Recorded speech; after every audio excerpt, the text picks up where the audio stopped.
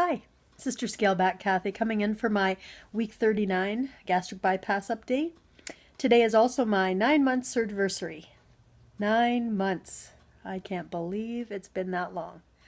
Time flies after surgery, I'm telling you. All of a sudden, it's almost a year. And I'm like, wait a minute, I still want to lose 60 pounds. I'll start with my stats real quick for anyone who has not seen my other videos. I started this journey of gastric bypass about a year and a half ago. I had surgery June 16th, 2014 at Toronto Western Hospital in Toronto, Ontario, Canada. My highest weight was 361 pounds. My surgery weight was 339 pounds. Last week I came to you with a weight of 259, and this week I am still 259. So, didn't lose, didn't gain. It's okay, I'll take it. I do want to start losing more. I still have 60 pounds to lose, or maybe even 70.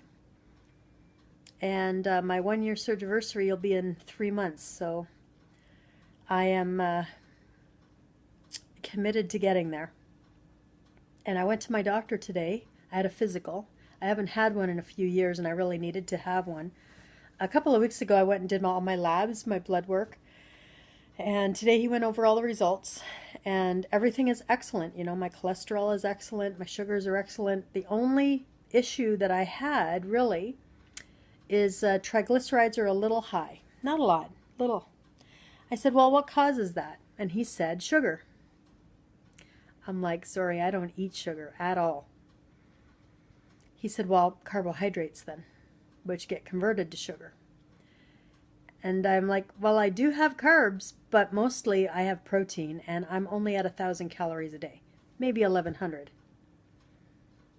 So I think the look on his face when I said 1,000 calories a day just stunned him. You know, he's a general practitioner. He's not used to bariatric patients. So 1,000 calories a day when I used to be at 2,000 to 3,000 a day shocked him. He said, well, whatever carbs you are having, obviously your body doesn't process them very well, so you should cut back on them. So now I am faced with the dilemma of trying to cut back on the few carbs I do have, which I was relying on for fiber. So I don't know. We're gonna work on that. We're gonna have to work on that, because I definitely don't want to go back to diabetes, even though my sugars are fine when it comes to the glucometer. Triglycerides being a little high is an indication that I don't handle carbs well. So that's what I'm going to work on for the next few weeks, and we're going to see if it makes much of a difference in the scale. I'm sure it will. I'm sure it's going to make my constipation issues much worse. TMI. I do take inulin fiber. It sort of works if I take enough of it. The other issue is I'm going to up my water. I saw Melly May was doing some pictures of herself drinking water, and I think that it proved to me. I mean, it proved to me that I do not drink enough water, because every time I saw her post something, you know, I take my phone everywhere, and I'm always checking it wherever I go, and I was seeing her post at least 3-4 times a day these huge 32-ounce bottles of water. So obviously I wasn't keeping up with her, so I was obviously not getting enough water. So thank you, Melly May, for showing and proving to me that I definitely need to get more water. So those are the things that I'm working on. Tomorrow we go to Windsor for Jerry's follow-up social worker appointment. He has to show his journaling. Jerry, by the way, is my husband, who is also going to be going through for bariatric surgery. I think he's going to be trying to get the sleeve. So tomorrow is his last social worker appointment. And I think after that is in April, he will see the doctor for the final follow-up. And then the doctor will sign off on him. And surgery education class will be next. And hopefully this summer he's going to have his surgery. And he's a school bus driver, so this summer would be perfect. He'll be off work for the summer, and so hopefully he can have a few weeks to heal up before he has to go back.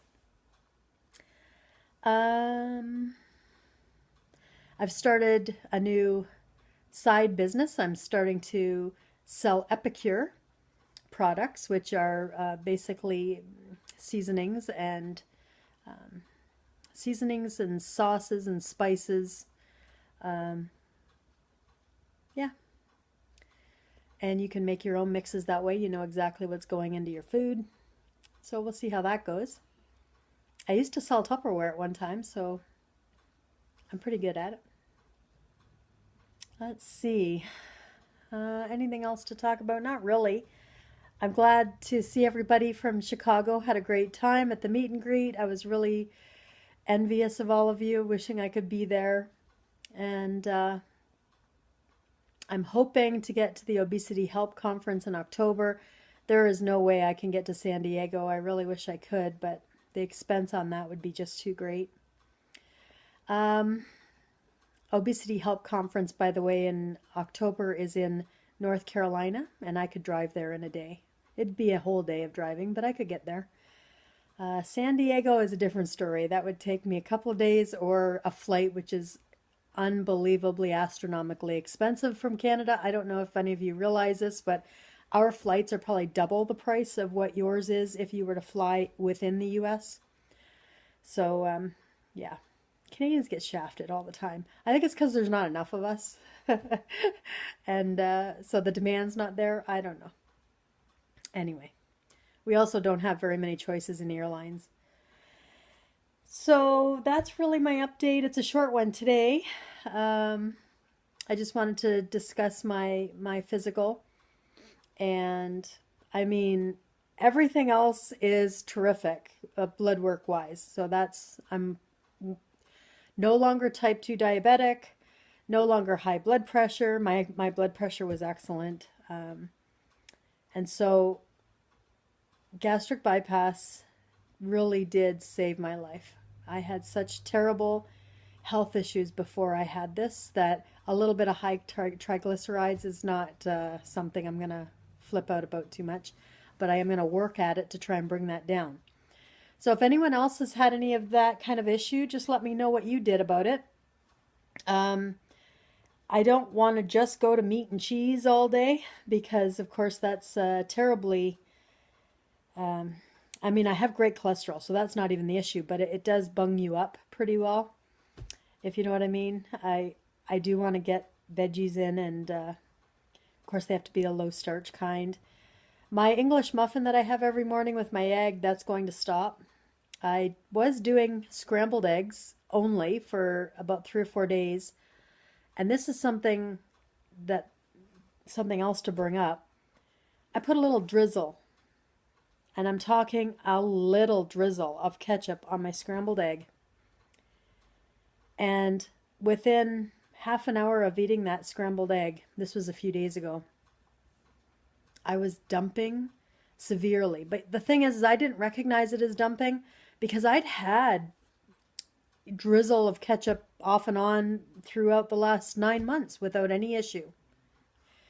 And this is something for anyone who's considering bypass to realize. Just because you could have it before doesn't mean that it's not going to hit you one day the wrong way. And I was in such agony, I was doubled over thinking, oh my God, I'm having appendicitis. I got to go to the hospital. Something's wrong with me.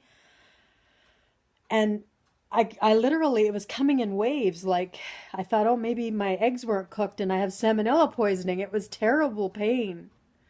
I went and laid down, and as soon as I laid down, maybe 5-10 minutes later, I had to make a run for the washroom, and then TMI, it was just, I didn't have to worry about constipation, let's just say. It was just liquid. It went through me within an hour. It was the worst dumping episode I've ever had. And usually when I was dumping, I was either throwing up or getting a little bit of the heart palpitations and the sweats. This time it was extreme pain, extreme. I couldn't believe it. Now I'm terrified. I'm never going to have ketchup again. I don't ever want ketchup again. So I guess that's good because there's a little bit of sugar in ketchup. But honestly, if you knew how much of a little drizzle, not even, I would say not even half a teaspoon. And that's the result of that. Oh, and I didn't recognize it because it's not something I hadn't ate before. I ate it many times and it didn't do anything to me. So at 9 months out, when you think you have everything figured out and you've seen it and you've done it and nothing could possibly surprise you, all of a sudden something happens and wow, I didn't see it coming. So let that be a lesson to anyone out there who thinks that, well, I've ate this 1,000 times, it's not going to be a problem. It can be a problem. It's like I have some foreign little entity inside me that decides if it's in a good mood or a bad mood that day. So tomorrow we'll go to Windsor, have Jerry's checkup with the with the social worker, and by summer he should be having his surgery as well. Hopefully everything goes well tomorrow. I'll do maybe a little update for Jerry tomorrow when we get home. I hope you guys are all having a great week. Thanks so much for supporting me and watching me, you guys. I really appreciate it. Sure wish I was in Chicago with all of you. But I loved seeing all the pictures. Have a great week, everybody, and we'll see you again next week. Bye.